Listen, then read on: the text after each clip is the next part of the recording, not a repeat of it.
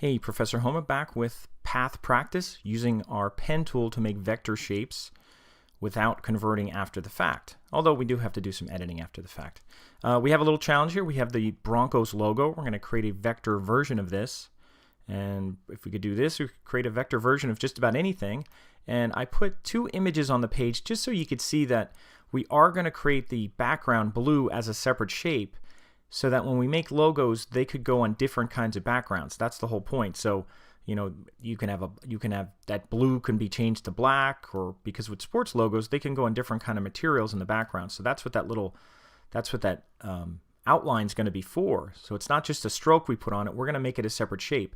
But when we build this, when we draw it, we're actually going to make the inner shape first, and then we're going to use an offset path to actually create the outer shape from all the shapes that we drew. So we are going to, let me bring out my layers here just so I see. We have a tracing layer, and I can put that away just as long as I'm on my tracing layer. These images are on a locked layer below, and that's usually a good practice to get in. And also another thing to keep in mind is you'll have the layer color, which is when you select it, it shows up in a color. That's not the stroke color, but when you select it, normally like blue is the default. But you want to do something that kind of is, and I'm going to change this to like a green or even, I guess, I think there's a green here. Here's olive. That should work. You want to make sure that it doesn't, that it's not too similar to anything you're going over, or it's going to be hard to see.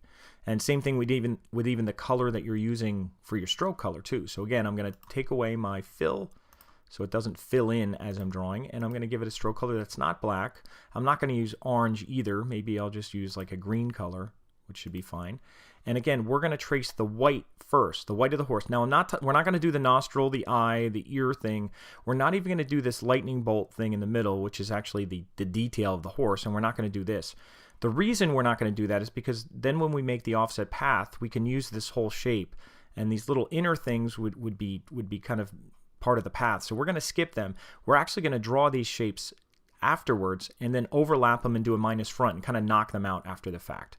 And that way also you don't have to, do so much tracing, because it can be a little, it's a little more stressful when you're going around and doing this. You don't want to screw up in the middle and then mess up stuff you already do. So we'll take the big white face of the horse first, then we'll do these little the ear thing, the eye thing, the nostril, and then these things we'll do separate later, and we'll kind of chop them out of the white. Then we're going to do the three kind of orange shapes that are part of the mane, and then we're going to make an offset path that's going to make the blue path around that. So that's what we're going to do. And I'll even show you a picture of the finished version.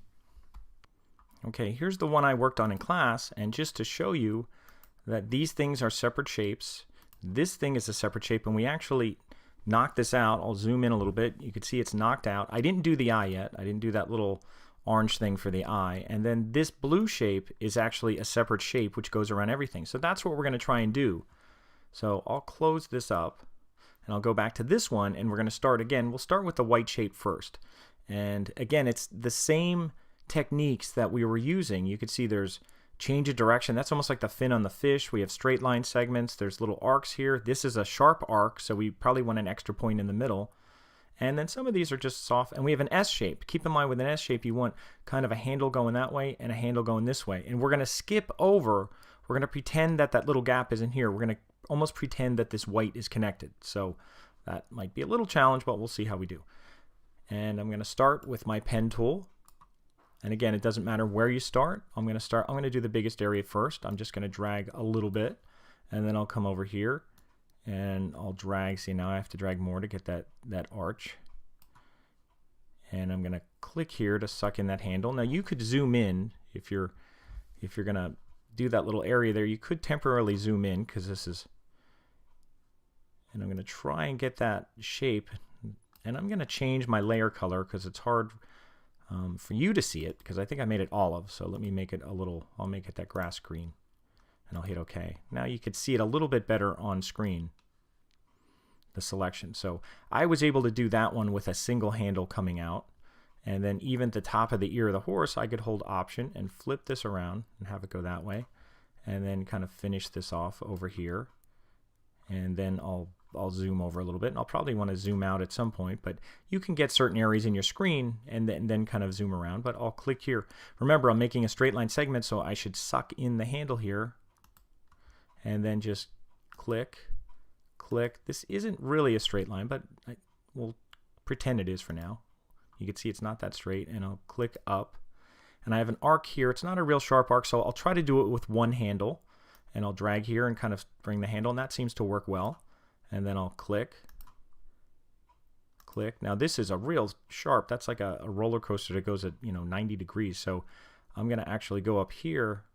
I should drag a handle that goes up, then drag a handle that kind of goes sideways here,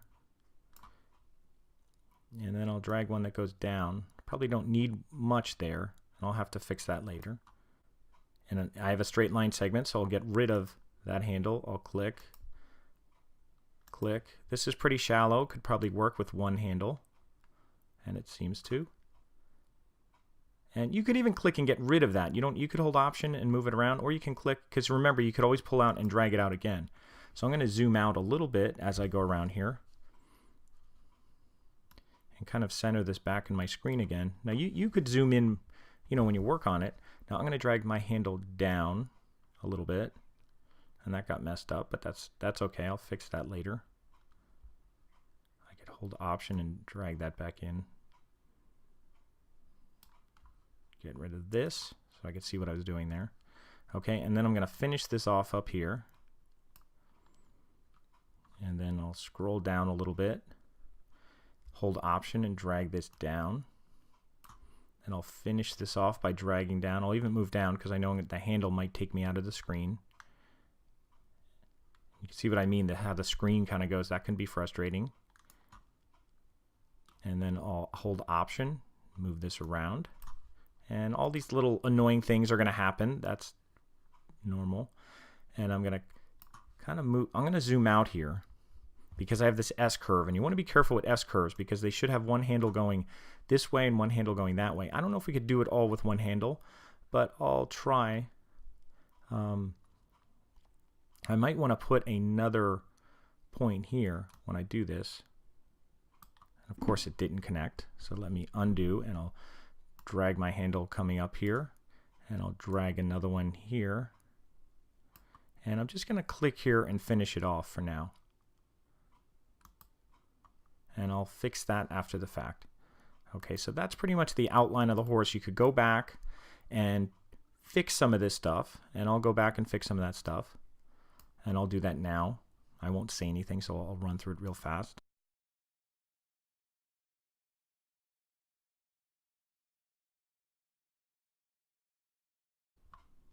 Okay, here's a situation where I mentioned the S curve. What I'm going to do here is take my convert tool, and I'm going to drag a handle down. So I have one going down. Now it screwed up the top, but then I could just drag that back in. And not actually back in, but maybe up there. Let me just see what's going on up there. Okay, that looks okay. But I do almost want a handle going down and a handle going up. S curves can be a little tricky because I have a separate one here. So I have two handles kind of fighting each other a little bit. So I'm going to bring this one in a little because I want this one kind of coming out and making the S. That kind of makes more of an S curve. So I'll bring that out a little. So it follows that S curve. And I think this is okay. You could always add another point if you need to bring this in. I'm going to try to bring it in because it might be hard to control this perfectly. That looks pretty good. So that worked pretty good with 1, 2, 3 points on this S curve here. So that's the inside of my horse. You could go back and draw these little things separately too. So I'm not even going to record myself doing that. Okay, I finished the inside of the horse stuff. What I'm going to do next, and I'm going to overlap this. I'm actually going to do this little lightning bolt part in here. So I'm going to start here. I'll just click and drag, and I'll click and drag it again to make that arc. Now I'll click on this, and then I'm going kind of straight here, and then I'm going to drag down because it's almost like the arcs we did on the exercise, and I'll drag up to get that like semicircle. And then I have straight line segments, so I'll click, click, click. Now again, another arc, so I'll drag this way, and then I'll go over here and I'll drag that way. And I'm going to get rid of this because it's really long right now, so I'm just going to get rid of it.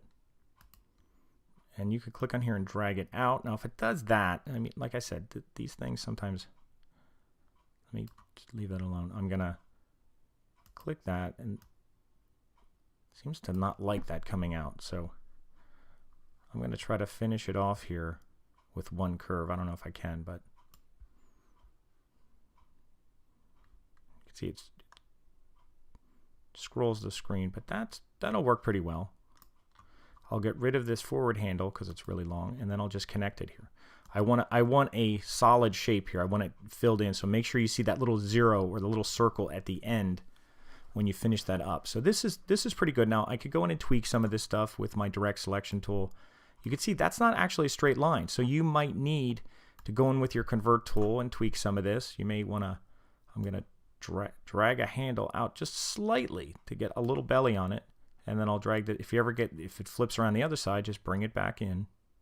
Just grab the other handle, and then get off the convert tool. And then I'm just going to adjust some of these things. I can adjust the curve, which either side of the handle here. And I think that looks pretty good as far as what we're doing there.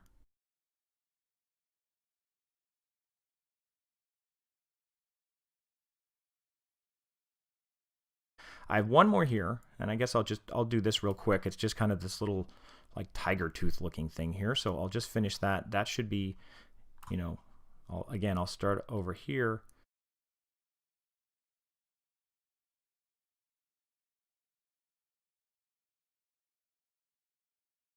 The next thing that I want to show is we're going to knock these things. We're going to knock these things out of here eventually, but not right now, because I want to keep this. I want to keep this one solid shape, ignoring these little inner things right now. So kind of ignore them right now, because we're going to knock them out later. But at least we have them done. So we're going to use a minus front. We're going to knock them out. But I want this. I want to keep that line that's here existing. This one. I want to keep that there so that when we make this blue thing, it can follow that path. So the next thing we're going to do after this are going to be tracing these things in the middle. Okay, so I'm going to do that and come back, because you don't need to watch me trace this stuff in the middle, but I'm going to trace these three orange things. That's going to be my next step here, and then I'll go back and we'll talk about doing the blue outline.